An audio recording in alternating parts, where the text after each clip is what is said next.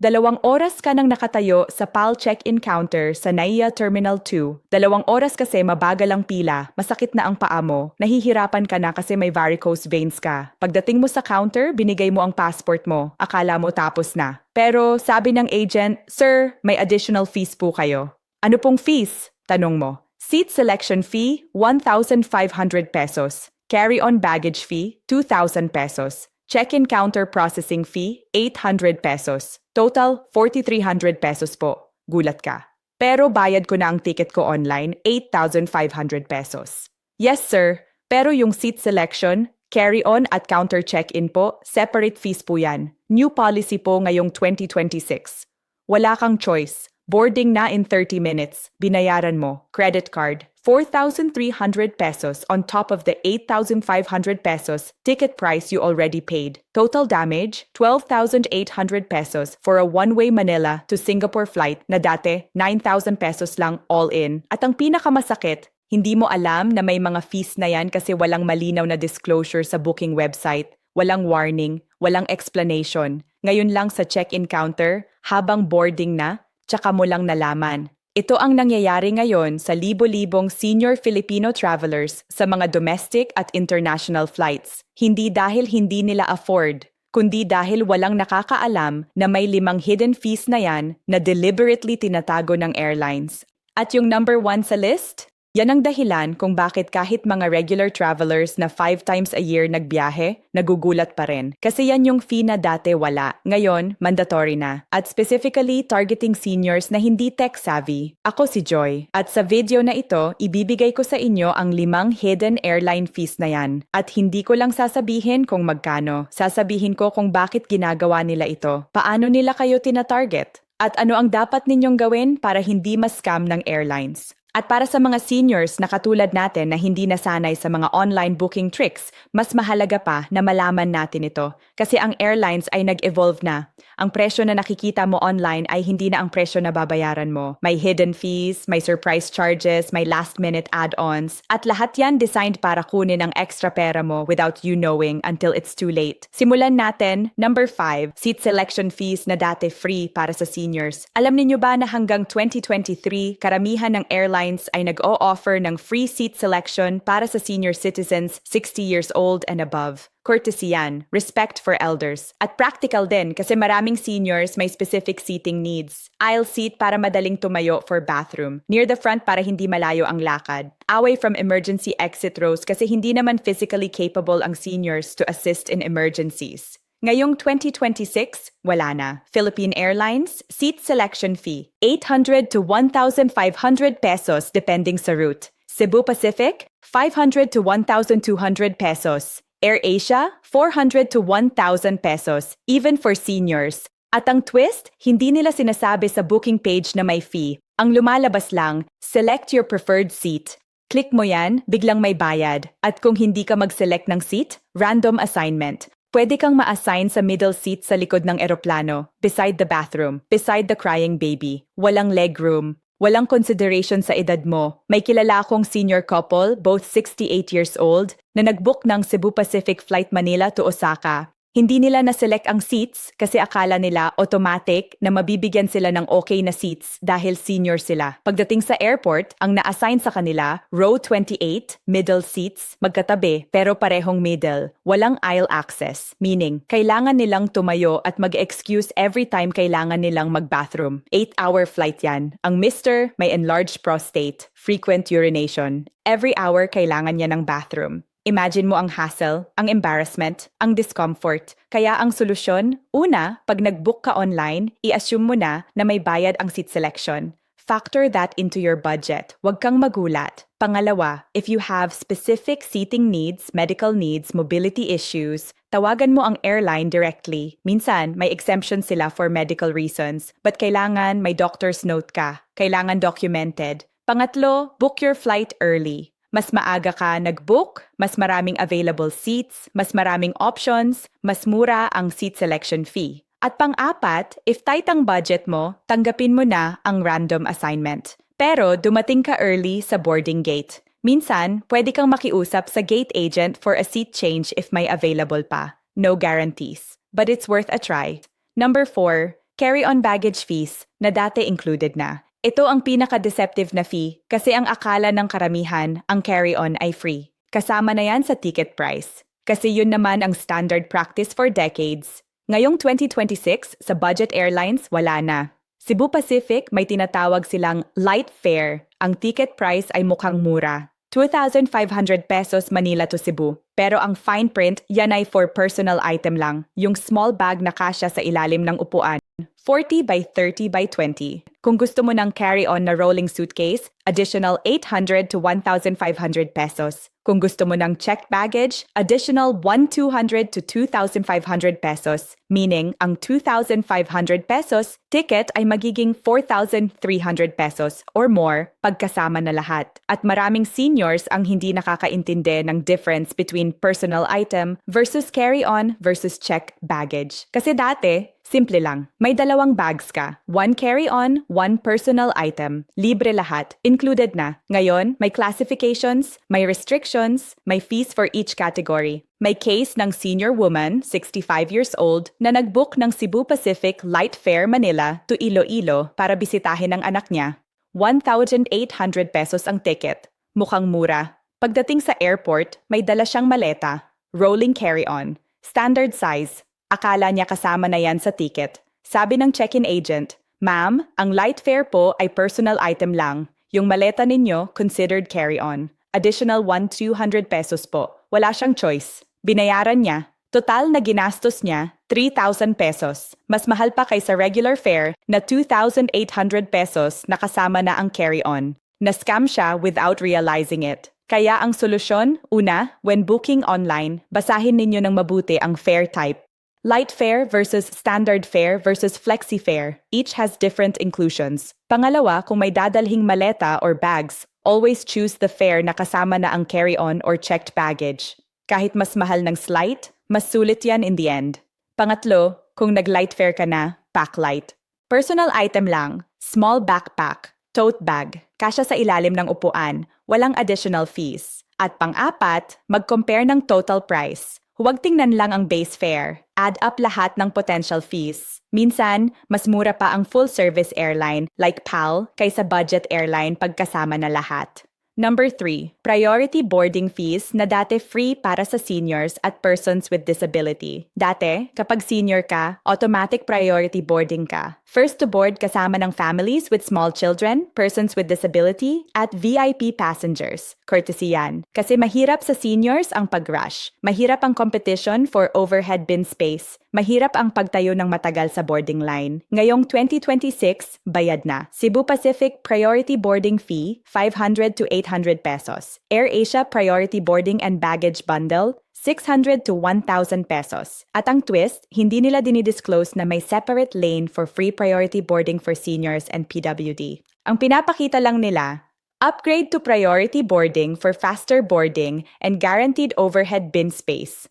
Maraming seniors ang nagpipay kasi akala nila walang choice. Akala nila mandatory. Hindi nila alam na may karapatan pa rin sila for free priority boarding based on age or medical condition. May kilala akong senior traveler, 72 years old, na regular nagbibiyahe Manila to Davao for medical checkups. Every quarter nag-flight siya, 8 times a year. For 6 months, nagbabayad siya ng priority boarding fee, 600 pesos per flight. Total, 4,800 pesos in 6 months. Until one day, may nakausap siyang ibang senior passenger na sinabi sa kanya, "Tito, bakit ka nagbabayad ng priority boarding? Senior citizen ka. May karapatan ka for free priority assistance." Gulat siya. Lumapit siya sa check-in counter. Nagtanong, "True enough, may free priority boarding for seniors. Kailangan lang mag-request. Kailangan lang ipakita ang senior citizen ID or passport showing age."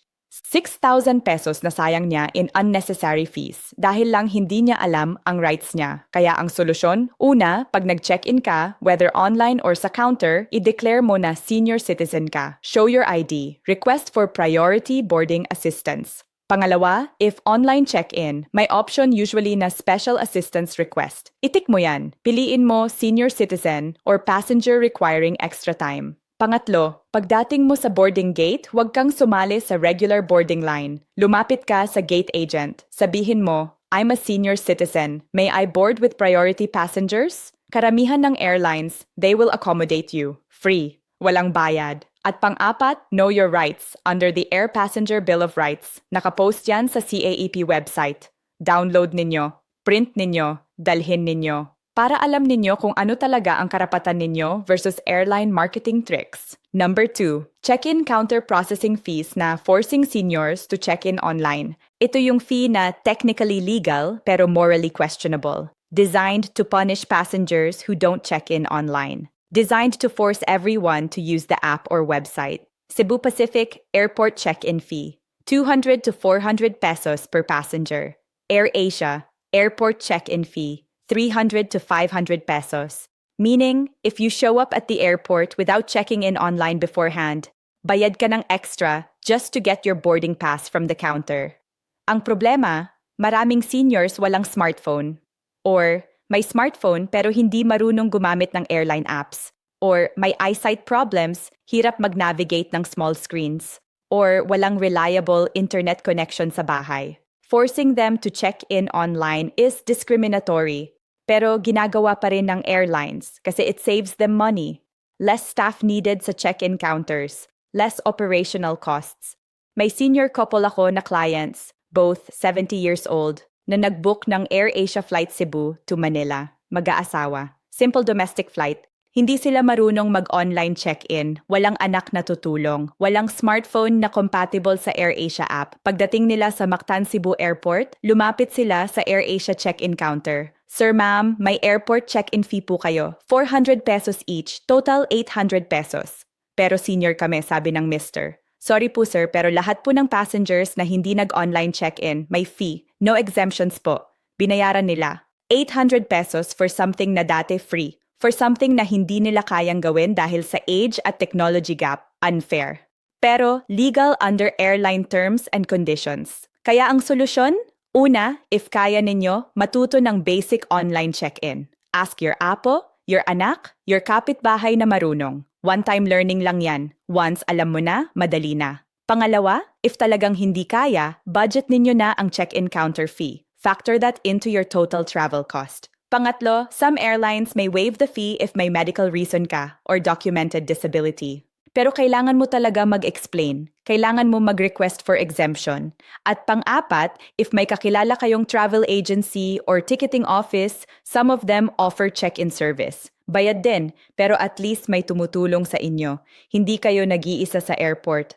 At ngayon, number 1. Ang pinaka-sneaky, pinaka-hidden, pinaka-abusive fee na ito. Ang fee na dati wala. Ngayon, everywhere. At specifically, targeting seniors na nangangailangan ng customer service help. Customer service convenience fee para sa phone calls. Ito ang fee na charge sa inyo kapag tumawag kayo sa airline customer service hotline para mag-rebook, mag-cancel, mag-request ng refund, or magtanong tungkol sa booking ninyo. Dati, customer service calls are free. Part ng service nila yan. Part ng obligation nila to assist passengers. Ngayong 2026, bayad na. At malaki. Philippine Airlines call center service fee 500 to 1,000 pesos depending sa complexity ng transaction. Cebu Pacific customer support fee 300 to 800 pesos. Meaning, if kailangan mo ng tulong, if may problema ka sa booking, if need mo mag-rebook dahil may emergency, bayad ka ng extra just to talk to a human being. Ang push nila, gusto nila mag-self-service kayo online, use the app. Use the website, use the chatbot, wag na kayong tumawag. Pero maraming seniors hindi comfortable sa online transactions. Need nila ng human interaction. Need nila ng explanation. Need nila ng assurance na tama ang ginagawa nila. At yan ang exploited ng airlines. They know seniors will call, kaya they charge for it. May senior passenger, 66 years old, na nag-book ng PAL Flight Manila to San Francisco para bisitahin ang anak niya. Round trip. 45,000 pesos. 1 month before the flight, nagka-medical emergency ang anak niya. Kailangan i-cancel ang trip or i-move ang dates. Tumawag siya sa PAL customer service. After 30 minutes on hold, finally may sumagot. Good afternoon, PAL Customer Service. How may I help you? Nag-explain siya ng situation, medical emergency, need to reschedule. Okay sir, we can process that for you. Pero may rebooking fee po, 3,500 pesos. Plus, customer service call center processing fee, 800 pesos. Total, 4,300 pesos. Gulat siya. Pero emergency po ito, medical emergency ng anak ko. We understand sir. Pero policy po natin, lahat ng rebooking transactions may fee. At lahat ng phone transactions may call center fee. Wala siyang choice. Binayaran niya 4,300 pesos on top of the hassle ng emergency situation. Tapos, nalaman niya later, if nag-online rebooking siya through the website, walang call center fee. 3,500 pesos rebooking fee lang. Pero hindi niya alam, hindi niya kaya tumawag siya at na-penalize siya dahil doon. 800 pesos for a 15-minute phone call. Exploitation yan. Kaya ang solusyon, una, if kaya ninyo mag-manage ng simple transactions online, learn it. Rebooking, cancellation, seat selection, lahat pwede online. Walang call center fee. Pangalawa, if talagang need ninyo tumawag, be prepared na may additional fee. Ask muna bago mag-proceed. How much is the call center fee for this transaction? Pangatlo, some credit cards offer free concierge service. BDO, BPI, Citibank. If may premium credit card kayo, they can call the airline on your behalf. No additional charge sa inyo.